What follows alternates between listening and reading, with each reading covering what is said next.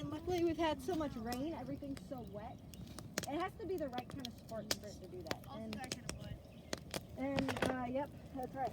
So, but it's also good to have something next to you that can put the fire out. So I've got a big tub of water. You can use sand and dirt, lots of that stuff will work. All sorts of different things like that. All right, does that make sense to everybody? Yeah. Especially wet sand. Yeah, wet sand is even better. What if you put sand around the